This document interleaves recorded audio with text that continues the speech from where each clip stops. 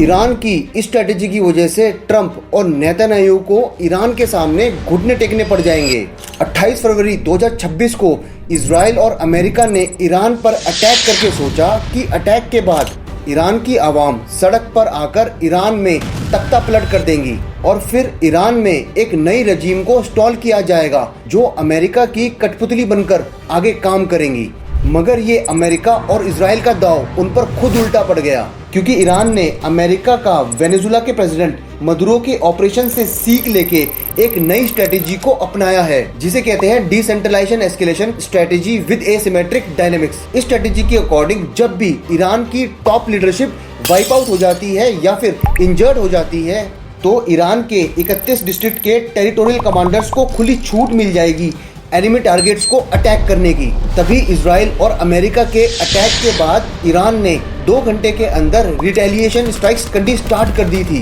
इस स्ट्रेटेजी में ईरान सिर्फ इजराइल और अमेरिका को कन्फ्रंट नहीं करेगा, बल्कि वो अपना रिटेलिएशन पूरे मिडिल ईस्ट में करेगा, जिससे अमेरिका का फोकस सिर्फ ईरान पे अटैक करने में नहीं बल्कि अपने मिडिल ईस्ट के बेसिस को प्रोटेक्ट करने में लग जाएगा। और साथ ही साथ इस स्ट्रेटेजी के अकॉर्डिंग ईरान पहले अपने सस्ते ड्रोन्स को इजरायली अमेरिकन डिफेंस सिस्टम को बर्बाद करने में लगा देगा, फिर उसके बाद अपने हाइपरसोनिक ब्लास्टिक मिसाइल्स को यूज करेगा जिससे वो इजराइल को बर्बाद कर सके। फिर ईरान लास्ट में हॉर्मुज से जाने वाले सारे के सारे ऑयल शिपमेंट को ब्लॉक करेगा और अमेरिकन और उसके एलाइज के शिप्स को बैक टू बैक अटैक करने लग जाएगा, जिससे क्रूड ऑयल का प्राइसेस $100 से भी ऊपर चला जाए। जैसे ही क्रूड ऑयल का प्राइसेस $100 से ऊपर जाएगा तो अमेरिकन इकोनॉमी धीरे धीरे कोलैप्स करना स्टार्ट कर देगी और पूरे अमेरिका में इन्फ्लेशन डबल से ट्रिपल हो जाएगा और 2026 में आने वाले मिड टर्म इलेक्शन ट्रंप हार जाएंगे और पूरे अमेरिका में रैलीज होगी ट्रंप के अगेंस्ट और इस वॉर के अगेंस्ट। इस स्ट्रेटेजी के लिए अमेरिका और इजराइल बिल्कुल भी रेडी नहीं थे,